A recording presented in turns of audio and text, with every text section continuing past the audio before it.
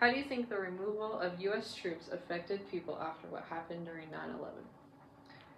For Americans, many saw the withdrawal was the end of like a really long, costly war, a lot of military debt and trillions of dollars spent. Some felt very relieved, especially veterans and families of people who have fallen.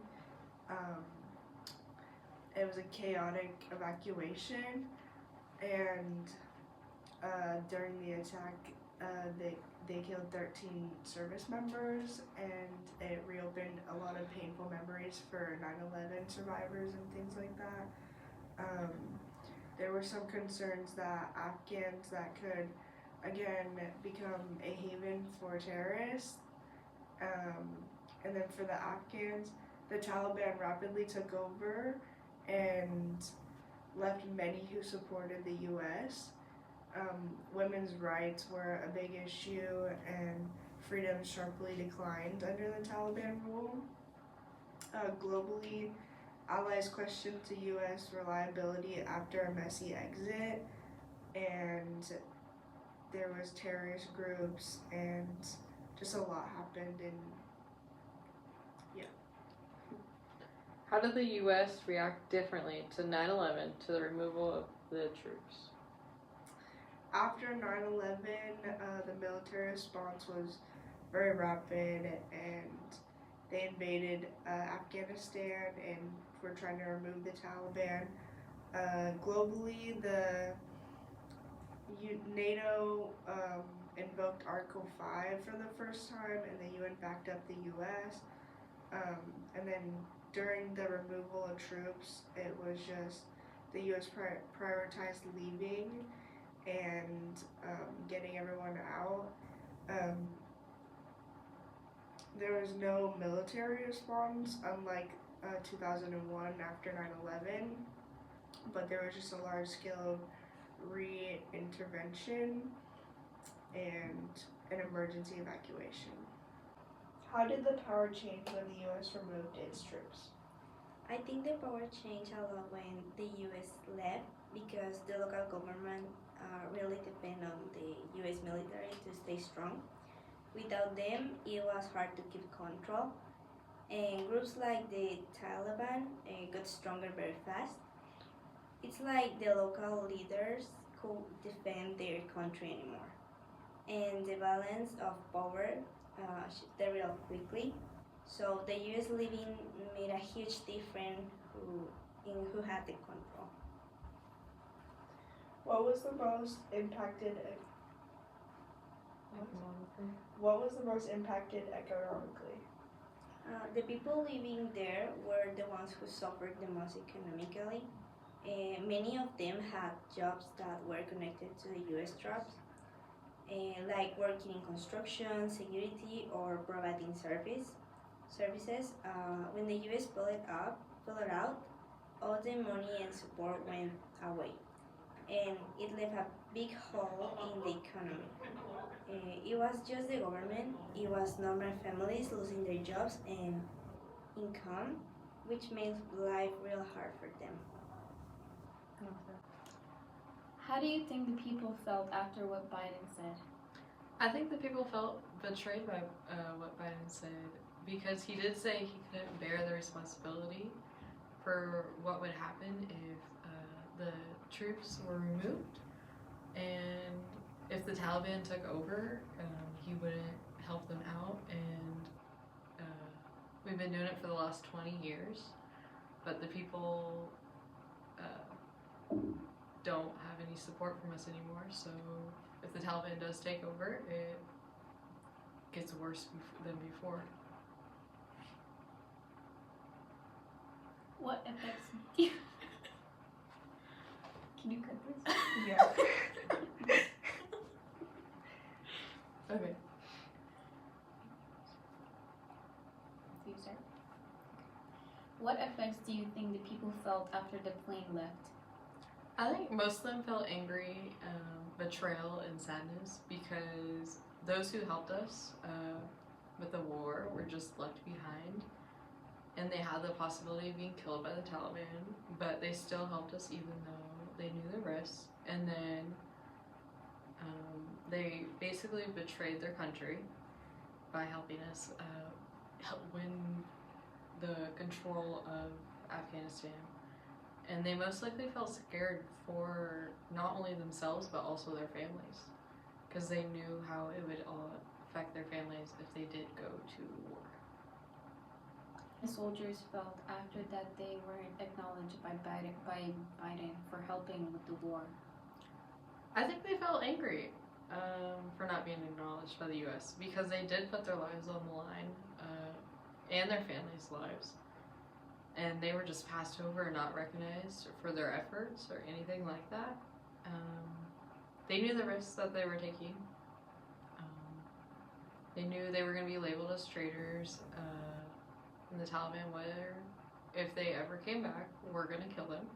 And anybody they've ever met or their families. But they still decided to help us. And their only chance of freedom would be to either flee the country, to go to neighboring countries, or asking for asylum in the U.S., which is hard enough to do anyways, but they still decided to help us. What do you think about the people that disagreed with the removal of troops? I think when you have a former President George W. Bush, disagreeing with you and saying that you shouldn't remove the troops from Afghanistan because, as he called it, it would be a horrible mistake, you probably should listen and think about your actions, how it would affect both the U.S. and Afghanistan. But you also had the former head of security telling you not to do it because it will impact the U.S. with either riots, protests, with the people that believe that there should be some kind of military over in Afghanistan. And they didn't really look at what the possibilities could be from that. So, how did the U.S. and international forces impact Afghan culture, including freedom of expression, media, and social practices? The presence of U.S. and international forces from 2001 to 2021 had a huge impact on Afghan culture. One of the most noticeable changes was in freedom of expression. For the first time in decades, people could speak more openly, whether that was in media, in public discussions, or even on social media. It gave many Afghans, especially the youth, a chance to voice their opinions and dreams for the future. Another big shift was the media landscape. Before 2001, there was barely any independent media outlets, but with support from international groups, we saw the rise of independent TV channels, radio stations, and newspapers. Many journalists, including women, started reporting on important issues like the politics, education, and human rights. That was something entirely new and powerful. Culturally, there was also more space for art, music, fashion, and education, especially for women. Girls returned to school, women joined universities, and many entered the workforce. You could feel a growing sense of possibility in cities like Kabul, concerts, film festivals, and poetry nights. It was a very different atmosphere. Of course, these changes didn't reach every part of the country equally. In countryside areas, traditions remained strong and change came more slowly. But still, the overall cultural shift was undeniable. Sadly, much of the progress has been reversed since the Taliban returned in 2021. But these 20 years planted seeds of creativity, free thought, and resistance that many Afghans still carry to this day. What was the overall impact of the Taliban returning to power once again? There were many impacts since the Taliban's returning back to power. One of the most immediate and devastating impact was the reversal of women's rights. Women weren't allowed to educate from after 6th grade. They were forced out of many jobs, banned from public spaces, and silenced in nearly every part of public life. What had once been a growing movement for gender equality collapsed overnight. The economy also suffered a dramatic collapse, with the withdrawal of international aid and sanctions placed on the new regime. Afghanistan was plunged into deep poverty. Businesses were closed.